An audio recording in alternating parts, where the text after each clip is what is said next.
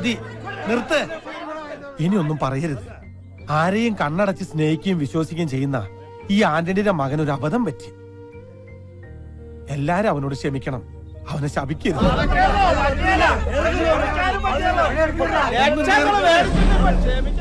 ഞാൻ പറയട്ടെ, കർത്താവിന് നിരക്കാത്ത ഒന്നും ഞാൻ എന്റെ കുടുംബം ചെയ്തിട്ടില്ല. ഈ വീടും സ്ഥലം വിറ്റിട്ട് ഞാൻ നിങ്ങളുടെ കാശ് തരും.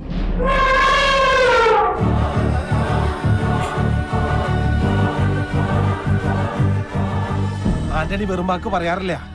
ഒരൊറ്റ അപേക്ഷയുള്ളൂ, അതിനൊരു അല്പം സാവകാശം എനിക്ക് തരണം. എല്ലാരും പിരിഞ്ഞു പോണം. ആന്റണി പറഞ്ഞോണ്ട് പോവാ, മാറ്റങ്ങളാ.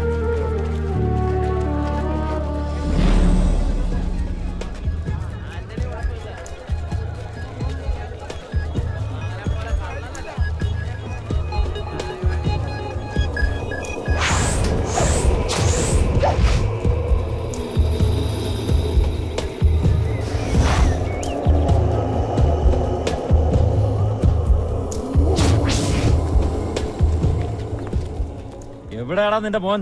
വിളിക്കവനെ. അവനെ നീ എവിടെ ഒളിപ്പിച്ചാലും ഞങ്ങള് പൊക്കും. ഏയ് വേണ്ട, നമ്മുടെ ആന്റണി ചേട്ടനോട് ഇങ്ങനെ പെരുമാറാൻ പാടുണ്ടോ? ഒന്നുമില്ലെങ്കിലും 5 കാശ് പ്രതിഫലം വാങ്ങാതെ നാട്ടു റോഡിൽ വെച്ച് നല്ല നാടൻ പാട്ടും നാടൻ തല്ലും കാഴ്ചവെച്ച വലിയൊരു കലാകാരനാണ് ഇദ്ദേഹം. കലാകാരന്മാരെ ബഹുമാനിക്കണ്ടേ? ആദിത്യനെ കാണേണ്ട ആവശ്യം എനിക്കില്ല. കാരണം ഇടപാട് നമ്മൾ തമ്മിലായിരുന്നല്ലോ. 4 ലക്ഷം രൂപ എന്നോട് വാങ്ങിയത് ആന്റണിയാ, അല്ലേ ആന്റണി? അതെ. കേട്ടോടാ, ആന്റണി സത്യസന്ധന. ആന്റണിയുടെ വാക്ക് വിശ്വസിച്ച് കാശ് കിട്ടാനുള്ളവന്മാർ ഇവിടെ നിന്ന് ഇറങ്ങിപ്പോയത് വെറുതെ അല്ലെന്ന് ഇപ്പം മനസ്സിലായില്ലേ? നിങ്ങളുടെ കാശ് ഞാൻ പെട്ടെന്ന് തരാം. ആ, എന്നാ പെട്ടെന്ന് തന്നേക്ക്. ഞങ്ങക്ക് പോകാൻ തിരക്കുണ്ട്. ഇവർക്കൊക്കെ ഒരുപാട് ജോലി തിരക്കുള്ളതാ. എനിക്ക് കുറച്ച് അവധി തരണം. അവധി തരാൻ ഞാൻ നിന്റെ മേലുദ്യോഗസ്ഥനൊന്നും അല്ലല്ലോ ആന്റണി. നടക്കുന്ന കാര്യം ഞാൻ തന്നെ പറയാം. നിന്റെ ആനയെ ഞാൻ എന്റെ വീട്ടിലേക്ക് കൊണ്ടുപോവാ. ഇനി മാടമ്പാട്ട് തറവാട്ട് മുറ്റത്ത് നിൽക്കട്ടെ. എന്തേ അടങ്ങി നിക്കടാ. തടയാൻ വരരുതാനണി. തടയാൻ വന്നാ ഈ മുറ്റത്തിട്ട് എല്ലാത്തിനെയും വെട്ടിനുറുക്കി ചോര കൊണ്ട് എന്നെ കണക്കെഴുത്തള്ളും. വിളിക്കണം നമ്മുടെ ആന ഡ്രൈവറെ.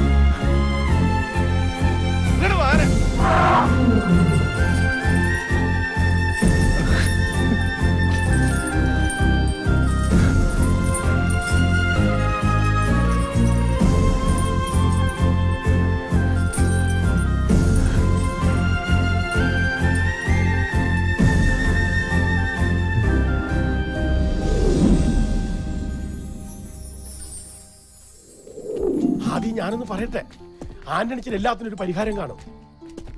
നാട്ടുകാരെയൊക്കെ ആന്റണിച്ച പറഞ്ഞ് നിർത്തിയിട്ടുണ്ട്. നാട്ടുകാരുടെ മുന്നിൽ പിടിച്ചു നിൽക്കാൻ ഒരു പക്ഷെ എനിക്ക് പറ്റിയേക്കും. പക്ഷെ അപ്പന്റെ മുന്നിൽ ഇനി വയ്യ. കാരണം ഇതുപോലൊരു മകനെ സ്നേഹിച്ചൊരപ്പൻ ഈ ലോകത്ത് വേറെ ഉണ്ടാവില്ല.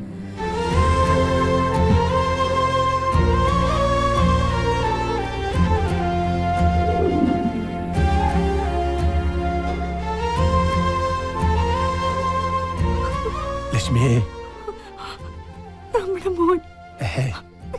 കരയണ്ട. ഇപ്പൊ അവൻ ഇവിടുന്ന് മാറി നിൽക്കുന്ന തന്നെയാ എന്തുകൊണ്ടും നല്ലത്. നീ കരഞ്ഞു വെറുതെ എന്നെ വിഷമിപ്പിക്കില്ലേ?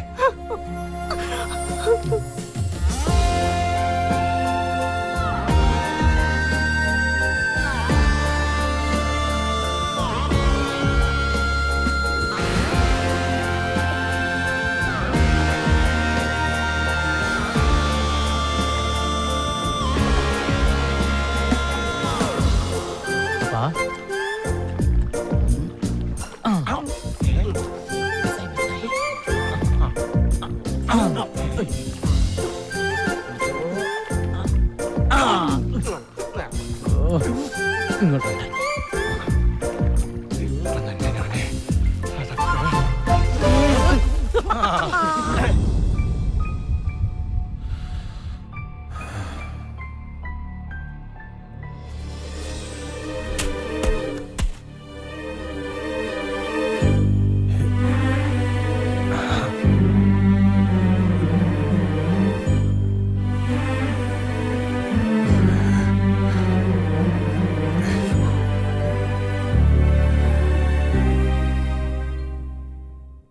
ആന്റണി ചേട്ടനോട് ഞാൻ ശ്രമിക്കാഞ്ഞിട്ടല്ല. ചേട്ടനറിയാലോ, എന്റെ ഈ സ്ഥാപനത്തിലൂടെ ഞാൻ കാരണം പലർക്കും ജോലി ലഭിച്ചിട്ടുണ്ട്. ഈ നാട്ടിൽ തന്നെ പലർക്കും ഡ്രൈവറെ ആവശ്യമുണ്ട്. അവരെയൊക്കെ ഞാൻ വിളിച്ചതാ. പക്ഷേ ആന്റണി ചേട്ടന്റെ പേര് പറഞ്ഞപ്പോ പലർക്കും താല്പര്യമില്ല. അത് മറ്റൊന്നും കൊണ്ടല്ല, ലക്ഷങ്ങളുടെ കടക്കാരനല്ലേ, ആ പേടി കൊണ്ടാ. നിന്നെ അതെ, ഇന്നത്തെ പത്രത്തില് ഡ്രൈവറെ ആവശ്യമുണ്ടെന്ന് പറഞ്ഞ് ഒരു പരസ്യമുണ്ട്. പക്ഷെ ഇവിടെ ഒന്നുമല്ല, അങ്ങ് നഗരത്തിലാ. അവിടെ ആവുമ്പോ ആനണി ചേട്ടനെ ആർക്കും അറിയില്ലല്ലോ. താല്പര്യമുണ്ടോന്ന് മുട്ടി നോക്ക്. പോയാലൊരു മുട്ട്, കിട്ടിയ ആനണി ചേട്ടന്റെ ലക്ക.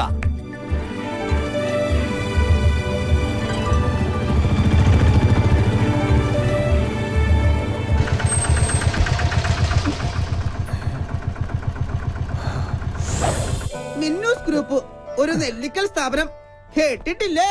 നൂറ്റാണ്ടുകളുടെ പാരമ്പര്യമുണ്ട് ഈ നെല്ലിക്കൽ സ്ഥാപനത്തിന്. അന്ന് തുടങ്ങിയ ബിസിനസ്സാ. ഇന്നിപ്പോ മിന്നു ഗ്രൂപ്പിന്റെ കീഴിലില്ലാത്ത ബിസിനസ്സുകളില്ല. ഡ്രൈവറെ ആവശ്യമുണ്ടെന്ന് അറിഞ്ഞിട്ട് വന്നതാണല്ലേ?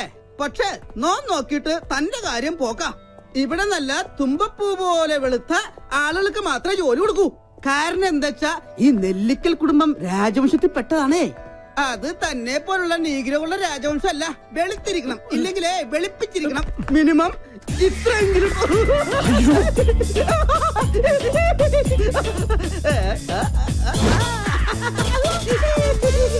ഞാനിങ്ങനെ കുട്ടി പൗഡർ കോളേജിന്റെ പേരിൽ അഡ്ജസ്റ്റ് ചെയ്ത് പോകുന്നു.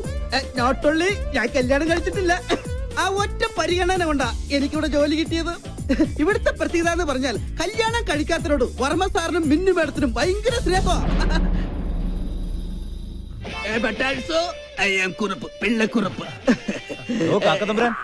സെക്ഷൻ ആയി പോയി ആ ഫയൽ ഒന്ന് എടുത്തുകൊണ്ടോ.